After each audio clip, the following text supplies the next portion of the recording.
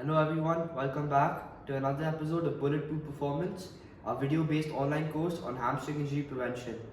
So with this episode, we conclude our course, and this episode is going to be focusing on the semitendinosus and the semimembranosus, both in the same video. However, this video is going to be cut into two segments, with the first half focusing on the semimembranosus and the second half focusing on the semitendinosus. So without any further ado, let's get right into it.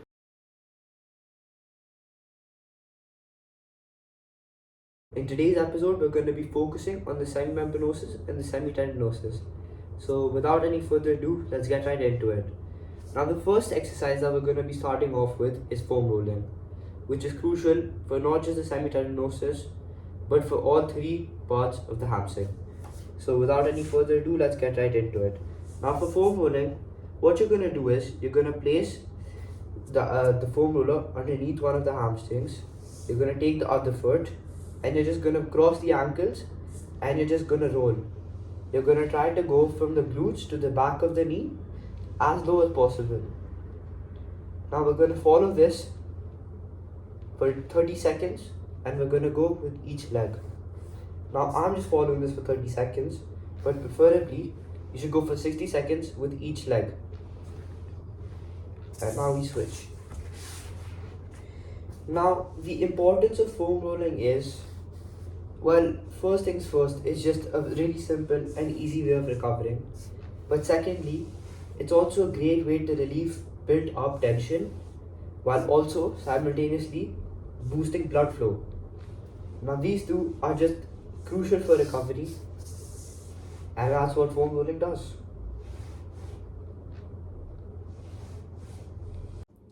Now that we're done with the foam rolling, which is crucial for both semitendinosus and semimembranosus, we start off with the first segment, which is the semitendinosus. Now for the first stretch of the semitendinosus, you have the bent over standing stretch.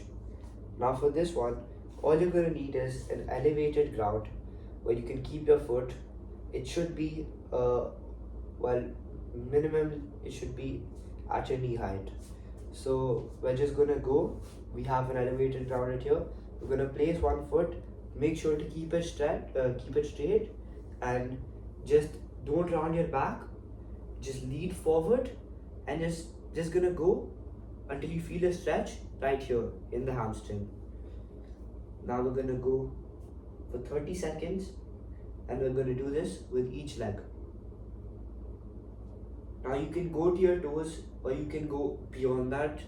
That is up to your flexibility. Now you won't just feel this in your hamstrings, you will also feel this in your calves, but this is just crucial for the semitendinosus. We're going to switch the legs. Once again, same thing. This leg straight. This leg could potentially be a little bit bent. Don't round your back, and just lean forward.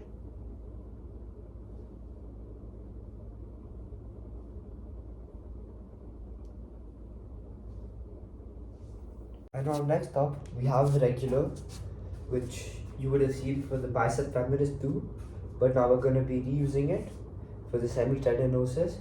It's a standing stretch. Really easy. Just going to keep one leg straight, extend it, and then we're just going to sort of push our glutes down, and then we're just going to lean forward. Make sure not to round your back on this one as well, and just go as low as possible. Now we're going to go do this for 30 seconds with each leg.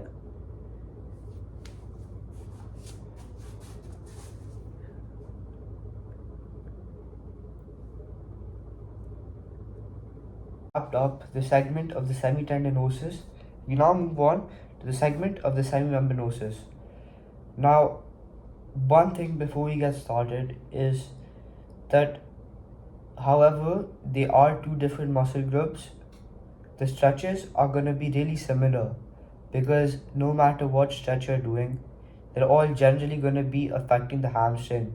So keeping the bicep femoris aside, because to some extent that is a little bit different, the functions and the recovery aspect is just going to be really similar for the semitendinosus and the semimembranosus. So if you do notice a repetition in the exercises, or you notice a lack of exercise, it's just because there's really not much more you can do about it. However, that does not change the fact that these exercises are equally as efficient for each muscle.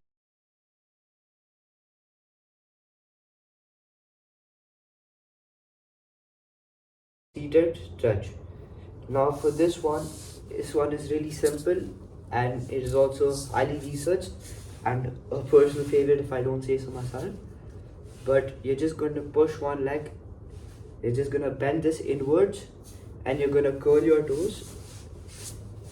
You're just going to curl the toe you're going to curl the toes of the leg that's been straight and you're just going to go and touch your toes. Now hold this for 60 seconds and go as low as possible for the most optimal stretch, and you will really feel a stretch in the hamstring.